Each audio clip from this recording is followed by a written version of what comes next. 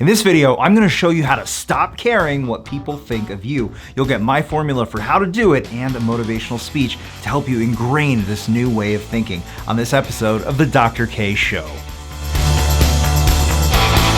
I'm Dr. Karthik Ramanan. I help ambitious individuals end self-criticism with tools and strategies to create optimal everyday mental health. If you're new here and you know you need to get out of your own way to be the person that you want to be, well, I'm here for you.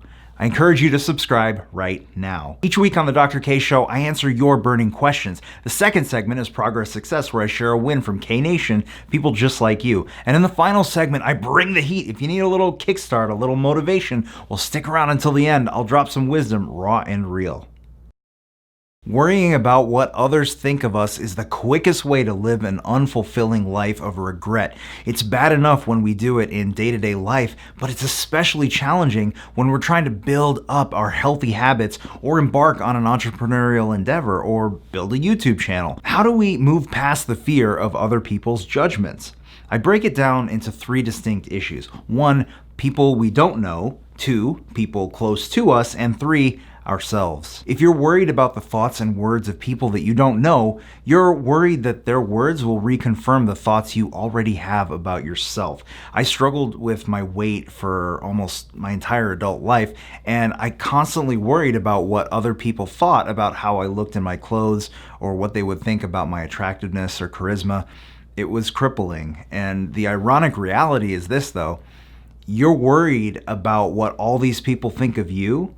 Well, they are worried about what you think of them. So many people walk around this world on high alert to ensure that they fit in, and that's okay because belonging is a human instinct, as we are a social species, but they do so at the expense of doing things that light them up and at the expense of being the person they were born to be. While you might gain their judgment for a fleeting second, they're going right back to worrying about what you and everybody else thinks of them. Recognize this and internalize this, and know that even if you're uncomfortable with their thoughts, for a few minutes, their attention is going to be diverted in just a heartbeat. What about people close to you, your family, your friends? This can be a little trickier if they're judgmental and don't approve of whatever it is that you're going after. Here's the truth about them, though. If they love you, and I mean they truly, truly love you, and if you own your path with confidence, they do come around. This is a story for another show, but when I first met Samantha, I was mortified about telling my parents. She comes from a traditional Christian family, and I come from a traditional Hindu family. I didn't think it would work out at all.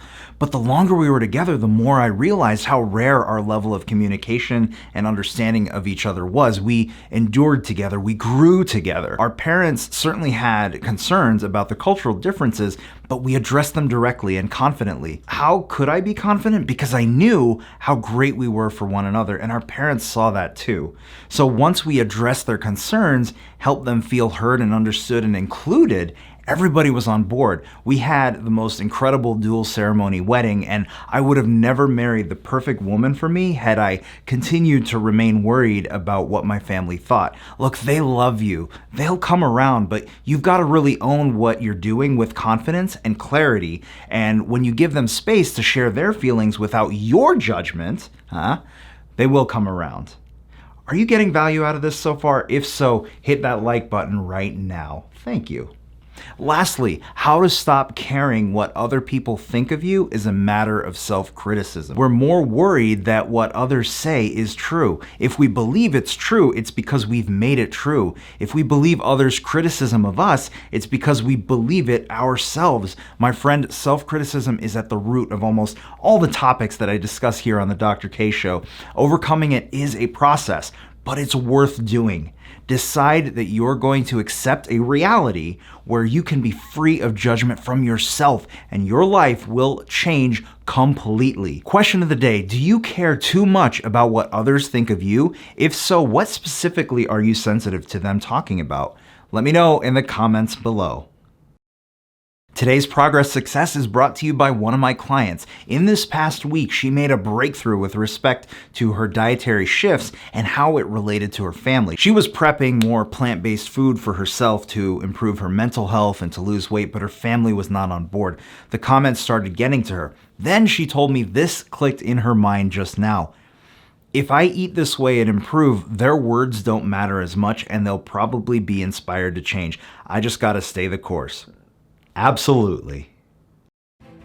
It's easy to let others' thoughts and judgment trigger our own self-criticism. The reality is, though, those people aren't up to what you're up to in life. They are playing it safe so they don't get hurt, accepting mediocrity that you won't stand for. That doesn't mean it's easy, of course, but I give you credit for taking the chance on yourself and for taking the steps needed, as difficult and imperfect as they may be.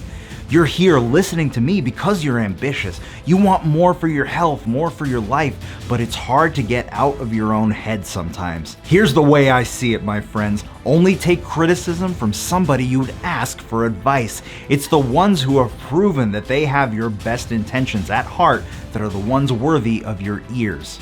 President Theodore Roosevelt said it better than anyone. I quote, "It is not the critic who counts, not the man who points out how the strong man stumbles or where the doer of deeds could have done them better. The credit belongs to the man who is actually in the arena, whose face is marred by dust and sweat and blood, who strives valiantly, who errs, who comes up short again and again, because there is no effort without error and shortcoming, but who does actually strive to do the deeds, who knows great enthusiasms, the great devotions, who spends himself in a worthy cause, who at best knows in the end the triumph of high achievement, and who at the worst, if he fails, at least fails while daring greatly, so that his place shall never be with those cold and timid souls who neither know victory nor defeat. I believe in your greatness."